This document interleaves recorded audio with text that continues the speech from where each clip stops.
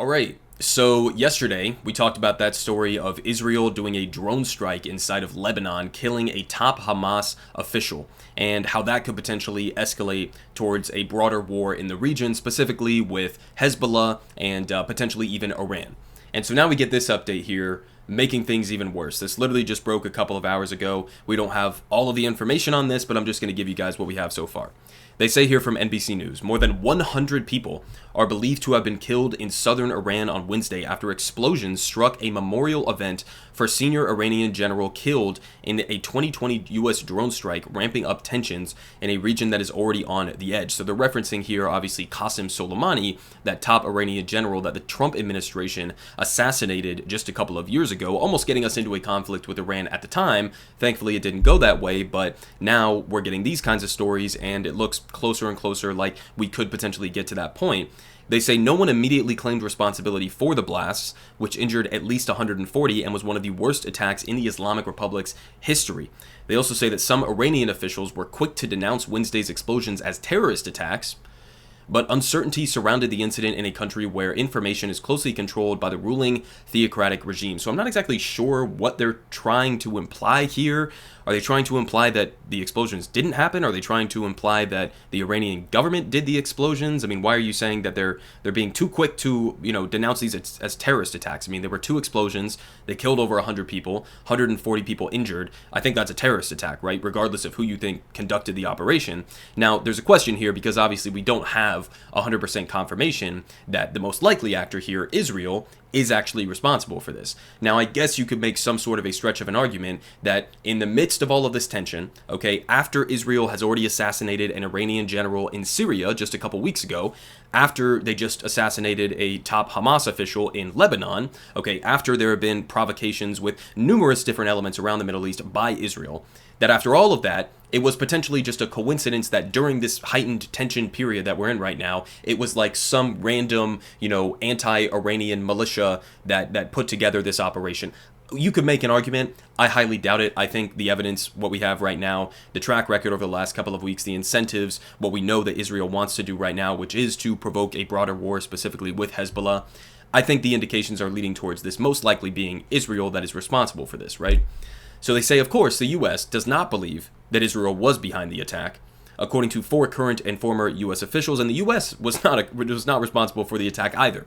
Okay, so I mean, that's, of course, what they're going to say here. They will deny it until it is absolutely 100% verifiable. Take with that what you will. They say it was unclear whether Wednesday's blast had any relation to the Israel-Hamas war, but they come at a time of heightened tensions across the Middle East. The explosions follow the killing of Hamas leader Saleh al-Aruri in a reported drone strike in Beirut on Tuesday, a blast that fueled fears of a broader regional escalation as Israel and others face off with Iranian-backed groups. And they say Hamas and the Lebanese-based militant group Hezbollah laid blame for the strike on Israel, and Israeli officials declined to comment. So, I mean, listen, this part is important because even if you don't believe that Israel was responsible for this attack, which I think that they most likely were, even if you don't believe that they were, well, the fact that Hamas and the fact that Hezbollah, importantly, okay, and keep in mind, again, we have that Nasrallah speech that's going to be coming up later today, so this will obviously impact what he's going to say most likely, but the fact that Hezbollah believes that it was Israel, okay, that in and of itself could lead to an escalation towards a direct war in the northern portion of Israel on the border with Lebanon. So that in and of itself is obviously like troubling for so many different reasons. Now I wanted to show you guys a couple of different things that Trita Parsi from the Quincy Institute said about all of this. So we got a tweet here, and then I'm going to show you some of the paragraphs from his recent article that he wrote in The Nation. He starts here saying at least 100 people were killed by an explosion today in Iran at an event commemorating General Qasem Soleimani. It is likely connected to Israel's assassination of a senior Hamas official yesterday in Beirut, a move that was widely seen as designed to provoke a response from Hezbollah. The week before, an Iranian general was killed in Syria by Israel. And so you might be wondering, why would Israel want to get into a war with Hezbollah? I've heard this from Trita. I've heard this, Ryan Grimm did a breaking segment earlier on Breaking Points, and he mentioned this as well. I mean, I guess the thinking from Israel is that they want to kind of in their mind, solve this once and for all right now. They don't want to have Hezbollah on their northern border. They don't want to have Hamas on their southern border. And so they basically view this, the post-October 7th reality, as an opportunity or a justification for themselves to basically eliminate both of them at the same time in one fell swoop in a larger war. So I guess that's kind of their thinking from their perspective, right? He says, thus far, Iran has only responded indirectly to Israel, calculating that Israel wants to escalate Israel and Iran's low-level war into open warfare. But as Israel's attacks continue, Tehran's long-game strategy is coming under increasing strain as more voices in Iran argue that the absence of a strong response undermines Iran's deterrence, mirroring the exact arguments of Washington warhawks whenever the U.S. doesn't use kinetic force against Iran.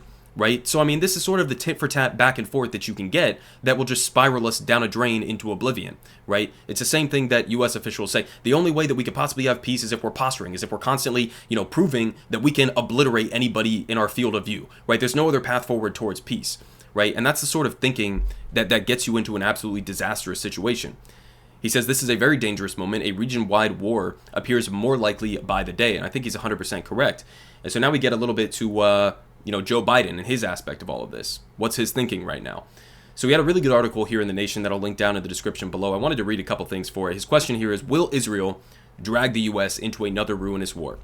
So he says, since October 7th, the assumption of the White House's strategy was that in order to have credibility with Israel, Biden must first show unconditional support, which is kind of funny because it's also Joe Biden's sort of domestic strategy as well with Republicans, right? He can never go on the offensive and, just go to war with some Republicans who are totally in opposition of his agenda. He would rather cozy up as much as possible and say, these Republicans, Mitch McConnell, he's my best friend, right? And then he expects that he's going to get something in return, and he never does, and they never show respect for him, right? It's similar thinking here, right?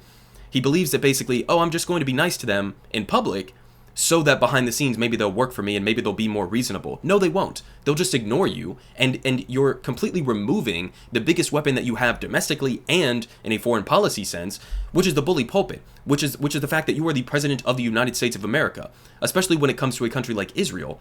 When we've heard quotes from, former Israeli politicians, current Israeli politicians, if the United States of America turned off the tap for us sending weapons there, for us sending billions of dollars in aid there, then the war would stop. You have all of the leverage in the world to stop this immediately. You're choosing to go with the unconditional support route, hoping that maybe they'll listen to you behind the scenes without using any of the public pressure that you could use at your disposal. You're doing the exact opposite of the strategy that I would do, right? He says only then, the logic goes, will he have the leverage to reign in Israel, if he's nice to them, right? This reasoning allows the possibility that Biden wanted a ceasefire, but had to earn credibility before he could press Israel. And that pressure would, of course, only be applied privately. Before the cameras, there would be absolutely no daylight between Biden and Netanyahu, which is exactly what we've seen. But as the war has progressed, and more than 22,000 Palestinians have been killed, almost half of them children, with weapons that Biden provided, the image of an American president that wants a ceasefire but is stumbling around to find the leverage to force an end to the fighting has fallen apart. Biden has shipped more than 10,000 tons of weapons and ammunition to Israel, twice sidestepped Congress oversight to expedite the arms transfer, twice vetoed resolutions at the UN Security Council calling for a ceasefire, and even studied how to permanently transfer 2.3 million Palestinians from Gaza to the desert in the Sinai Peninsula. And we'll circle back around to that here in a minute.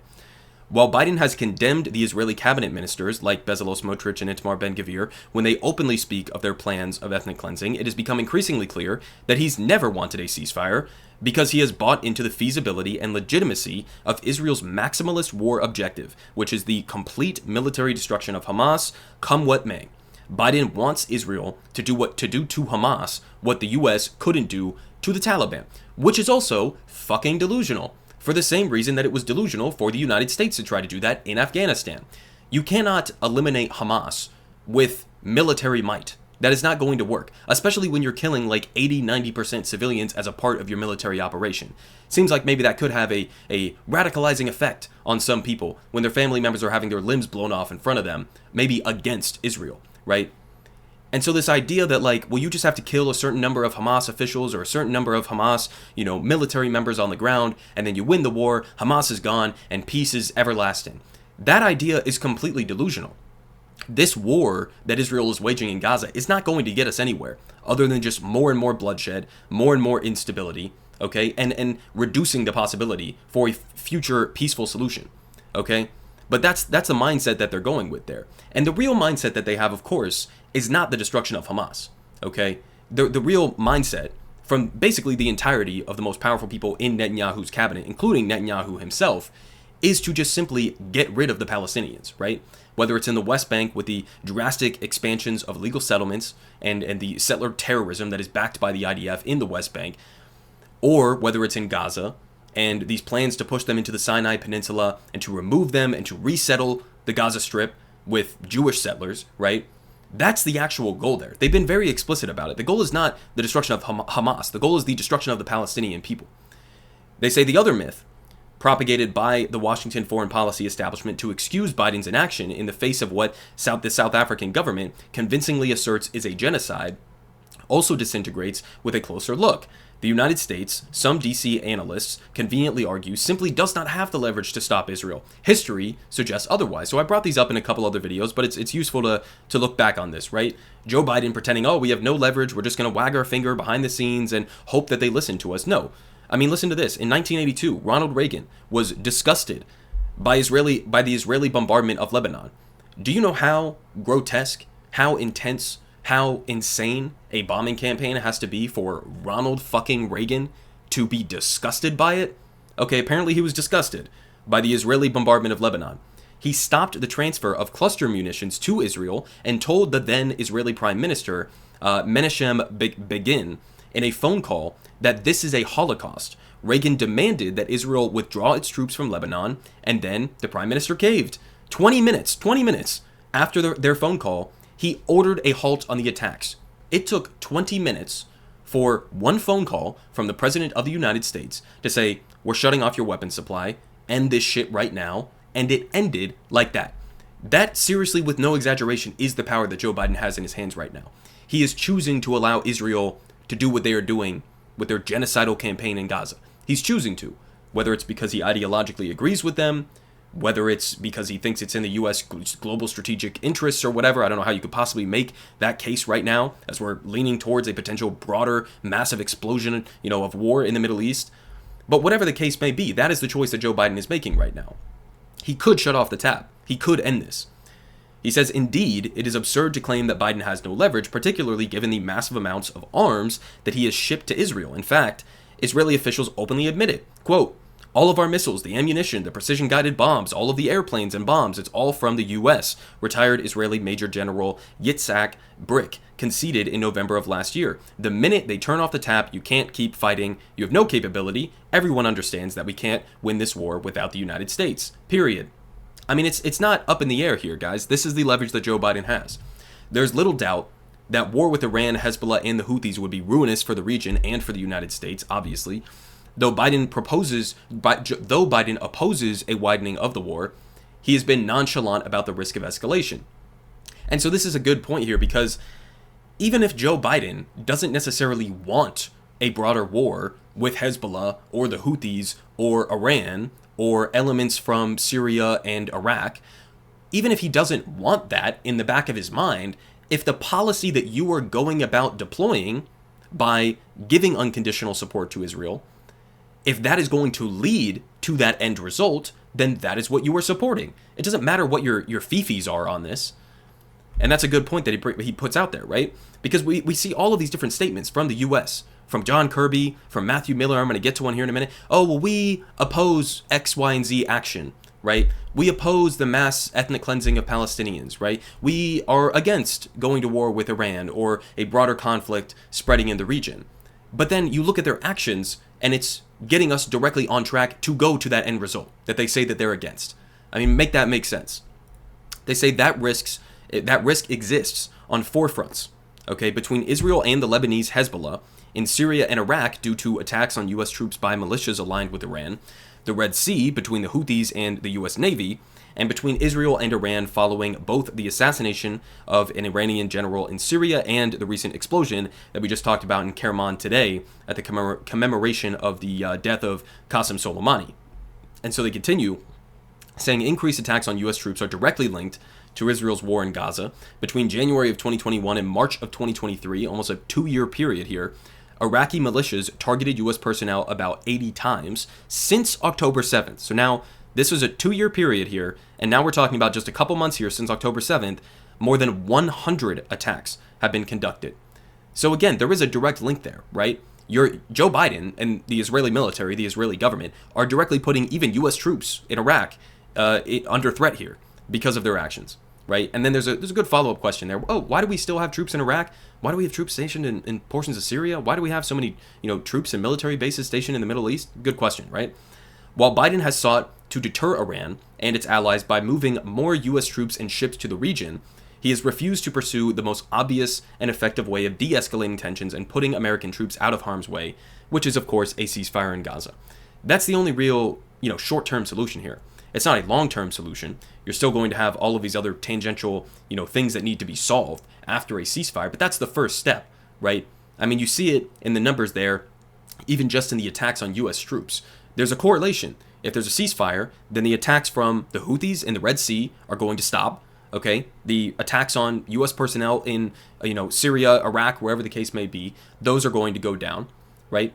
It wouldn't solve the issue. It wouldn't eliminate the possibility of, a broader war at some point escalating, but it would significantly help the situation. And more importantly, it would help the millions of people in Gaza who are currently suffering because of Israel's siege, because of their genocidal campaign inside of the Gaza Strip.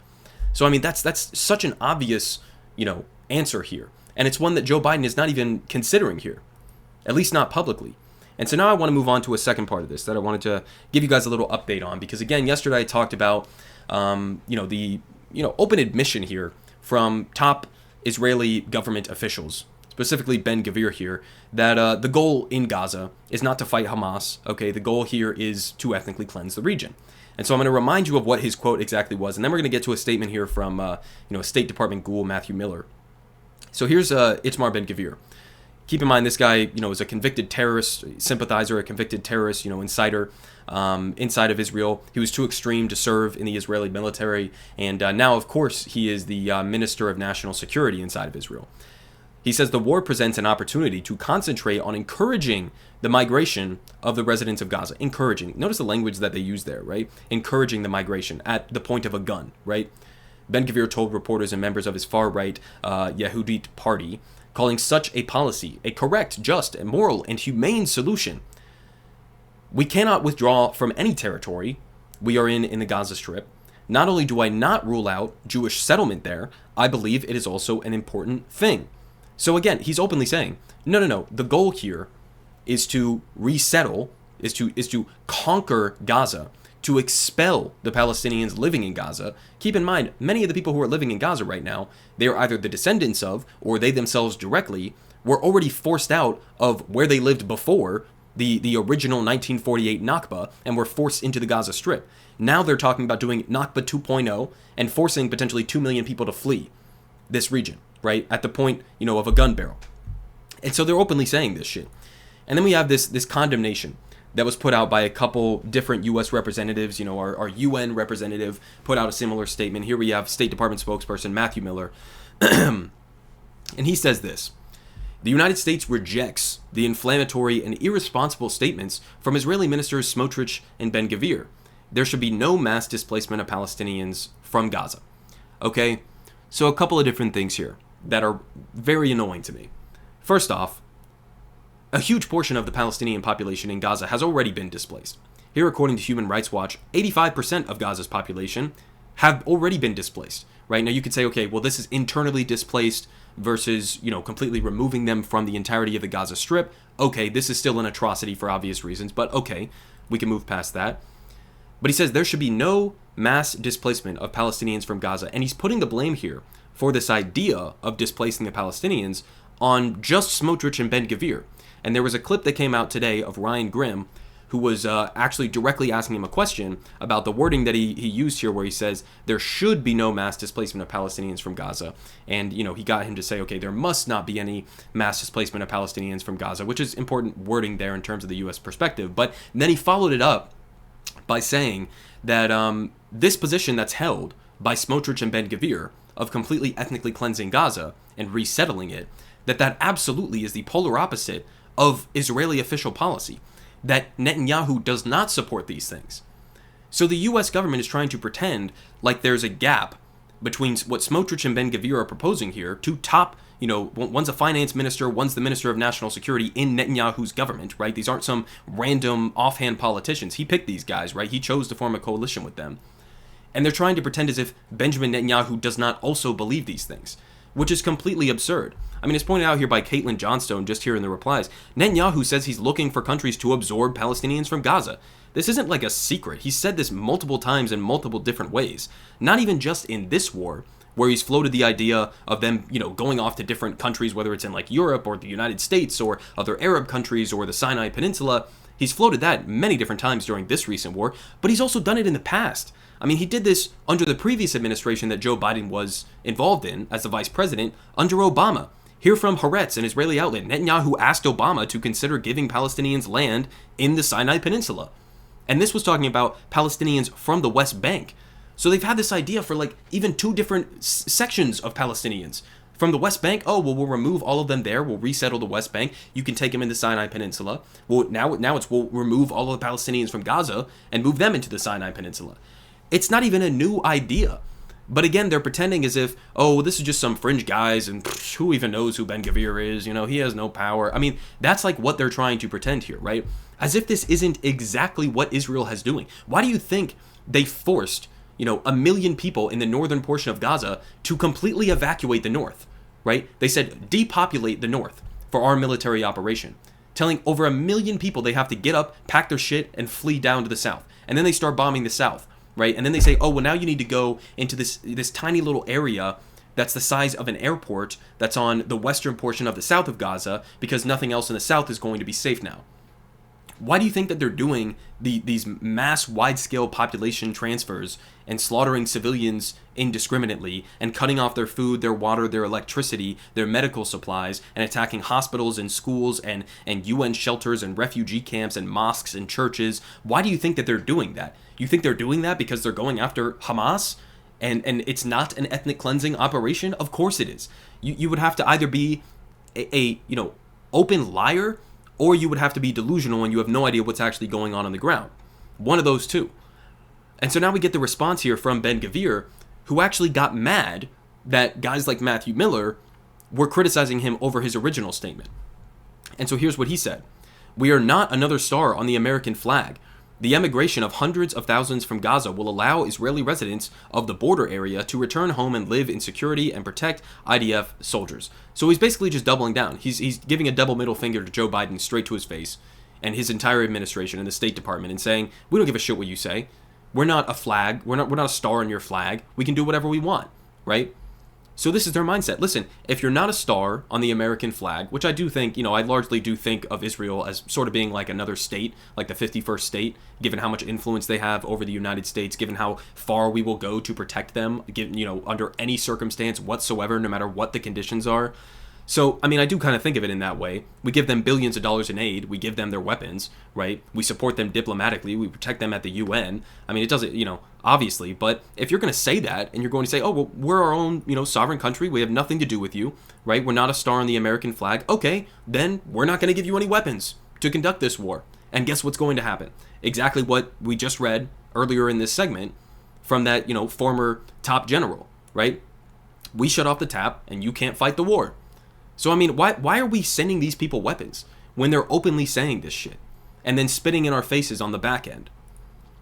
And then, of course, the final point here, which isn't the most important point, obviously, but it's also just, it's like one of the most ridiculous aspects of this, which is like, okay, it would be one thing internally, morally it wouldn't be justifiable, right?